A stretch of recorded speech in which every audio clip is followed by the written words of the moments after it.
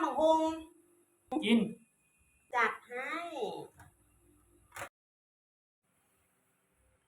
คิดอยากตำบักหุ่งมาหลายมื้อแล้วค่ะทุกคนมื้อนี้วันหยุดเนาะบักหุ่งลูกนี่ก็เจ้เพิ่นให้มาจากที่ทำงานเนาะมาถามพ่อบ้านว่ากินบ่สิตำบักหุ่งให้กินเนาะเพราะว่านิ้ง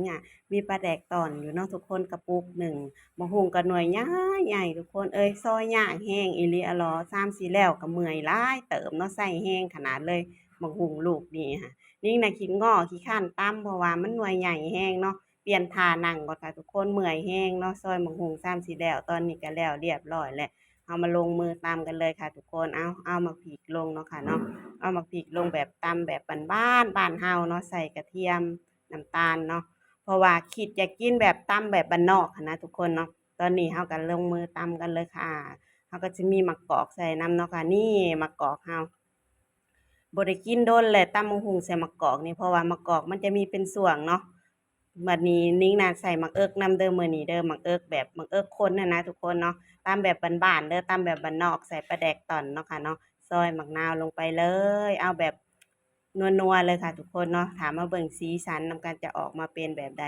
อันนี้ก็เป็นพระเอกของงานเลยค่ะทุกคนเนาะตอนเลยค่ะพอดีคำเลยได้ปลาแดกตอนนี้เนาะค่ะหลายๆคนก็คือสิมักกินคือกันเนาะปลาแดกตอนนี้นะทุกคนนี่อันนี้นี่พ่อบ้านเพิ่นจัดมาให้เนาะเพิ่นสั่งมาก็เลย สิตำบักหุ่งกินมื้อนี้มาทุกคนมานัวๆนำกันเด้อค่ะเด้อตอนนี้เฮาก็ได้ลงมือแล้วหอมออกมานอกจอเลยค่ะทุกคนใส่ไปเลยมาเบิ่งสีสันนำกันว่ามันสิแซ่บส่ำใดเนาะลวกก่อนเนาะค่ะทุกคนยวกมาซิมได้ทีแล้วค่ะทุกคนตักเลยใครอยากกินก็มาเด้อค่ะเด้อค่ะมาติดตามเป็นกำลังใจให้แหน่เนาะกดไลค์กดติดตามกด Subscribe ให้แหน่ค่ะ คลิปนี้ก็สิขอตัวลาไปกินก่อนค่ะทุกคนโอ้ยซ้ำแล้วอิ่มก่อนกินปลาทุกคนกินปลาดุกปลาดุกอะไรตอนนี้เป็นตอนไหนกินทั้งหมดเลยเนาะพ่อพี่ชูหมดหรือยังสีสัน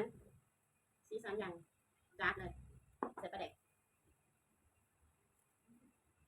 ยุบได้แบบนี้ต้องใช้มือมาก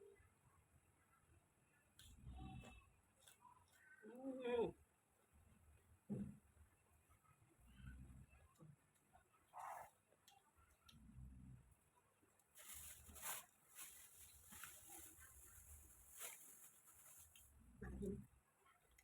ไม่เป็นไร